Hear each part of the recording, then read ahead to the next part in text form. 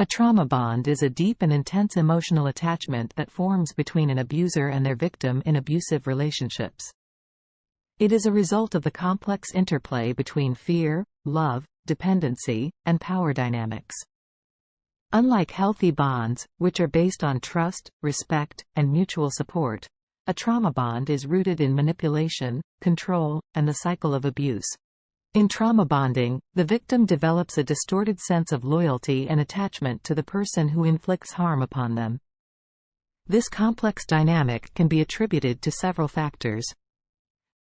One is the intermittent reinforcement of rewards and punishments, where the abuser alternates between kindness and abuse.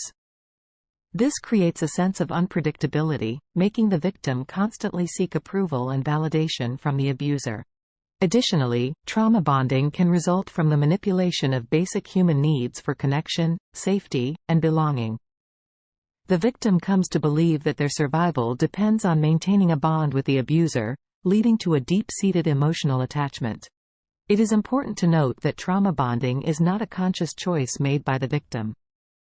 It is a survival mechanism that arises as a result of prolonged exposure to abuse, control, and manipulation.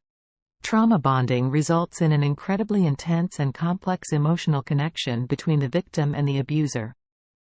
This connection can become addictive, creating a powerful psychological hold that makes it challenging for the victim to break free from the toxic cycle. The creation of trauma bonds is closely linked to repetitive cycles of abuse, with periods of mistreatment and abuse being followed by moments of kindness, tenderness, or affection from the abuser. This creates a roller coaster of emotions for the victim, with the intermittent reinforcement making it incredibly challenging for them to break free from the toxic dynamics of the relationship. By providing occasional rewards or positive experiences, the abuser keeps the victim hooked and hopeful for change. The abuser makes a conscious effort to isolate the victim from their friends, family, and loved ones, leaving them feeling trapped and dependent on the abuser. They do this by controlling the victim's social interactions, monitoring their communications, or manipulating their perception of others. In some cases, the abuser may also use threats, intimidation, or guilt to keep the victim from seeking support or reaching out to their support networks. The term, Stockholm Syndrome, originated from a hostage situation that occurred in Stockholm, Sweden, in 1973. During this event, hostages formed emotional bonds with their captors, defending and sympathizing with them even after being released. This seemingly paradoxical response is a defense mechanism that aims to ensure the victim's survival in a high-stress and potentially life-threatening situation. Trauma-bonded individuals often experience an intense fear of leaving the abusive relationship. This is because over time, the abuser systematically erodes the victim's self-esteem, independence, and sense of agency. This leaves the victim feeling dependent on the abuser for their basic needs, financial stability, or emotional support.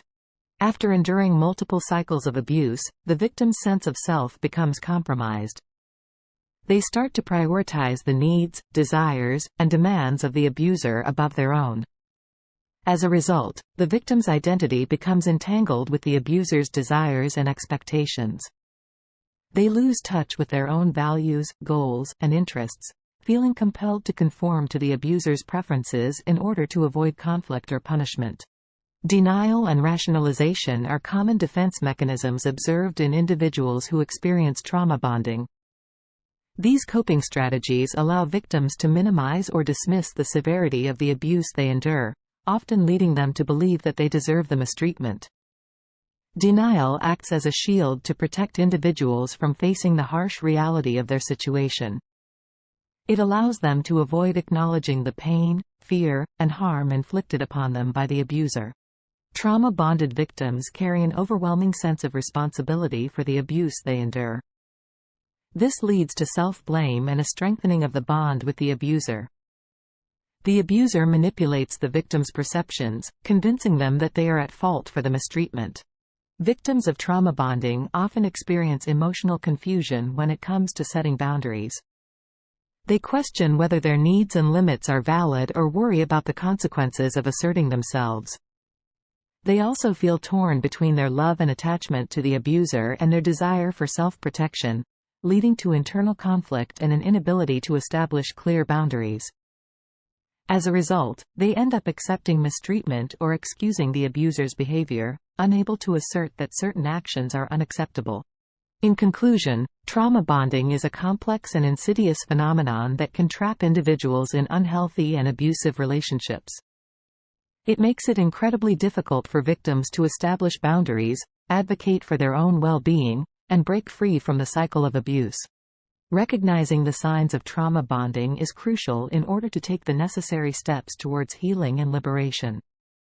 Seeking professional help, building a support network, and educating oneself about the dynamics of trauma bonding are key components of this journey.